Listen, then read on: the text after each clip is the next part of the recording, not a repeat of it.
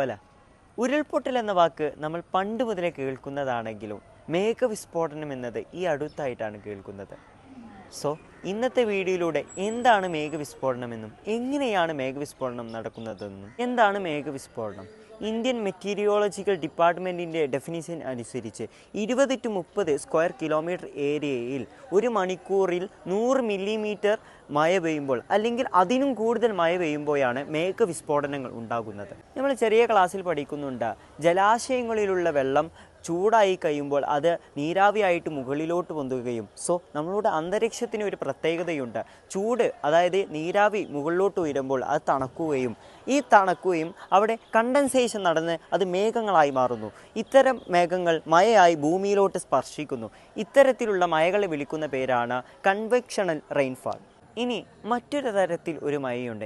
ഇത് പർവ്വത പ്രദേശങ്ങളിൽ അല്ലെങ്കിൽ മലകളുള്ള പ്രദേശങ്ങളിലാണ് കൂടുതൽ കാണപ്പെടുന്നത്.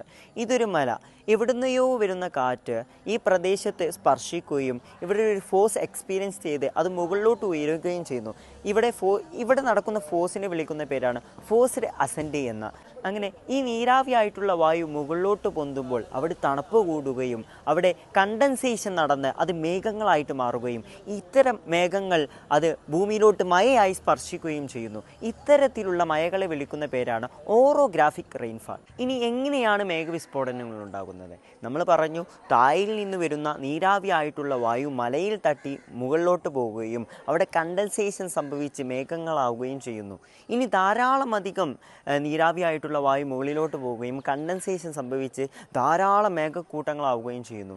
ഇങ്ങനെ വെള്ളത്തിൻ്റെ സാന്ദ്രത കൂടുകയും വെള്ളം ധാരാളം അവിടെ ഉണ്ടാക്കുകയും ഈ മേഘക്കൂട്ടങ്ങൾ വളരെ അധികം വെയിറ്റുള്ളതായി തോന്നുകയും ചെയ്യുന്നു. അങ്ങനെയാണ് മഴ ഭൂമിയിലോട്ട് സ്പർശിക്കുന്നത്.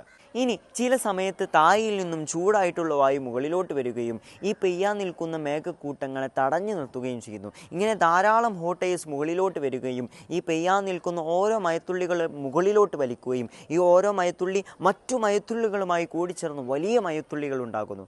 ഇനി ഒരു സമയത്തേക്ക് ഈ ഹോട്ട് എയർസിൻ്റെ സപ്ലൈ അവസാനിച്ചു, എന്നാൽ ഭൂമിയിലോട്ട് ശക്തമായ മഴയായി സ്പർശിക്കുമ്പോഴാണ് മേഘവിസ്ഫോടനങ്ങൾ ഉണ്ടാകുന്നത്. അതായത് ഒരു ചെറിയ പ്രദേശത്ത് ചെറിയ സമയം കൊണ്ട് ധാരാളം മഴ പെയ്യുമ്പോഴാണ് മേഘവിസ്ഫോടനങ്ങൾ ഉണ്ടാകുന്നത്. സോ ഇന്നത്തെ വീഡിയോ ഇവിടെ അവസാനിക്കുന്നു.